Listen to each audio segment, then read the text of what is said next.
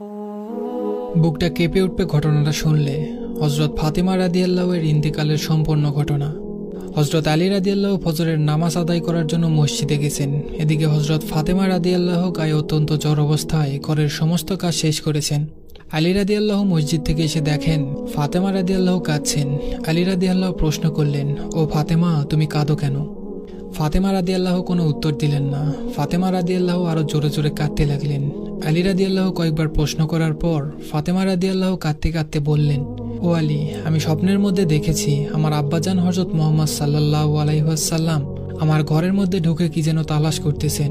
ঘর থেকে বাইর হয়ে যাওয়ার সময় আমি পিছন দিক থেকে ডাক দেই, ও আমার আব্বাজান, আপনি কি তালাশ করছেন? আব্বাজান মুহাম্মদ সাল্লাল্লাহু আলাইহি ওয়াসাল্লাম বলতেছেন, ও আমার ফাতেমা, আমি তোমাকেই তালাশ করতেছি, তোমাকে নিয়ে যাওয়ার জন্য।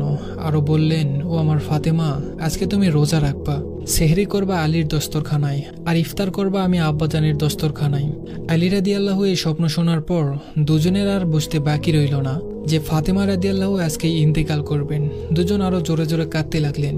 এই সময়ের মধ্যে হজরত হাসান হোসাইন রাদিয়াল্লাহু এসে জিজ্ঞেস করতেছেন, ও আব্বাজান, ও আম্মাজান, আপনারা দুজনে কাঁদছেন কেন?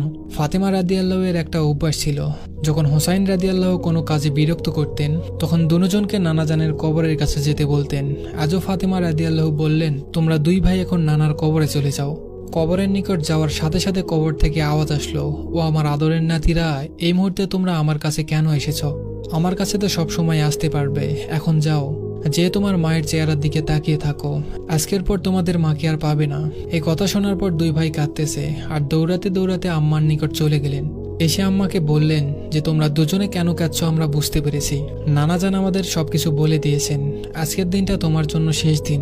নানাজান তোমার চেহারার দিকে তাকিয়ে থাকার জন্য আমাদেরকে বলেছেন। বিকালের দিকে হজরত ফাতেমা রাদিয়াল্লাহু এর শরীর বেশ খারাপ হলো। ফাতেমা রাদিয়াল্লাহু মৃত্যুর পূর্বক্ষণে আলী রাদিয়াল্লাহুকে তিনটা কথা বললেন।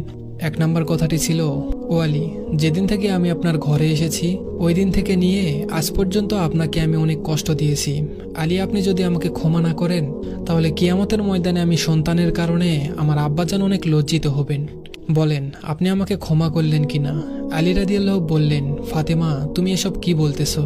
আমি আলী তো তোমার যোগ্য ছিলাম না। তোমার আব্বাজান দয়া করে মেহেরবানি করে তোমাকে আমার করে দিয়েছেন, আমার কাছে বিয়ে দিয়েছেন। বিয়ের দিন থেকে নিয়ে আজ পর্যন্ত আমি আলী তোমাকে কোনোদিন ঠিকমতো দুই বেলা খানা খাওয়াতে পারিনি। ও ফাতেমা, তুমি বলো আমাকে ক্ষমা করেছো কিনা?